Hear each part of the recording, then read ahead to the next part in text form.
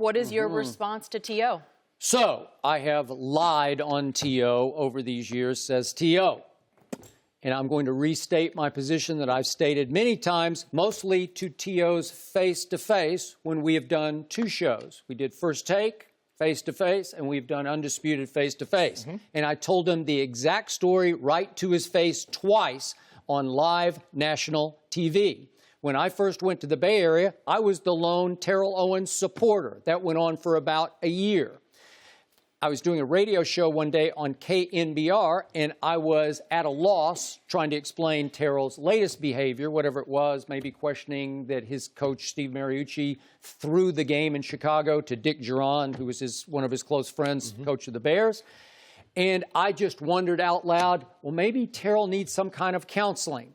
My cell phone rings during the break, and it is the great Bill Walsh calling me on my cell phone to tell me in a break that they got counseling for Terrell. They brought in, I don't know if it was a psychiatrist or psychologist or whatever, somebody to talk to Terrell, and Bill Walsh's quote to me was, "It did not work." So, after I supported Terrell in the Bay Area, I had 1, 2, 3, 4, probably a dozen San Francisco 49ers, starting with Jeff Ulrich, who was the inside linebacker. He was the leader of the defense through those years. You may not remember him. He's now coach in Atlanta. But he was one of the first, but at least a dozen said he was a really bad teammate and that I was really on the wrong side of this fight because the team was being split apart by Terrell Owens. Donovan McNabb, I told you I've talked at length to Donovan. I think he thought that Terrell was a really bad teammate. And my friend Hugh Douglas that I worked with at ESPN, he thought that he was a really bad teammate. So I'm throwing out a few names, a bunch of Cowboys who told me off the record, so I'm going to protect who they were. But if Terrell wants to call me, I will tell him who those Cowboys were because there were a whole bunch of Cowboys who told me he was a really bad teammate. That led to San Francisco shipping him out at the height of his prime for next to nothing and giving him to Philadelphia. That led to Andy Reid sending Terrell home, suspending him, and finally cutting him at the height of his prime after a really good year in Philadelphia. And that led to Dallas ultimately after 3 years that were pretty good. That one 2007 year was really good. Just cutting Terrell Owens because he was a negative influence in the locker room. So to me, in the end, Terrell Owens continues to point fingers and blame the voters for keeping him out of a Hall of Fame in which his behavior kept him out of. And that's behavior in the locker room and in the huddle and on the football field, on the sidelines, that he's delusional about, that he just won't accept that it was his behavior or misbehavior in splitting those teams apart, why I called him Team Obliterator, that kept him out of the Hall of Fame for the first 2 voting sessions. Skip, I think the thing is, look, T.O. understands that he wasn't always the best teammate.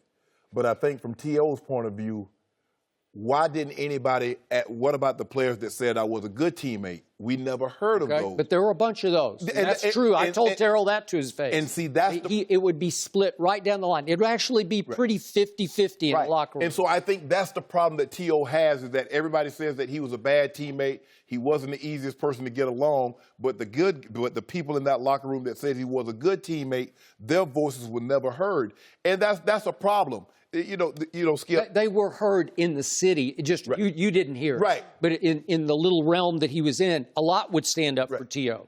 Some 49ers, some Eagles, some Cowboys. But what we're saying is that the bad had a national audience where the good was just localized. That could be. And so T.O. is saying, hold on, wait a minute. There are some guys that actually like me. Go ask such and such. Go ask this one. Go ask that one. No. But bottom line is 3 really good teams, 3 potential Super Bowl teams got rid of Terrell Owens. Yeah. Right? It's hard to refute that. That's a fact. That is. For whatever reasons, T.O. played on 5 teams, and he was really, really good. He was great on all those teams. And the problem that I have is that when we hear something good about a person, we'll second-guess that to the umpteenth degree. But when we hear something bad, we'll believe that without a second thought. You see, and that's T.O.'s problem. T.O.'s like, hold on, wait a minute. I get it. Was I perfect? No. But why can't I get the same? Why can't you run and talk about that and print that with the same veracity that guys talk good about me as you did the bad? That's what he's saying, Skip. Okay, so I only bring this up because I'm compelled to, because Terrell's called me out saying, show me where I've been mentally evaluated. Mm-hmm.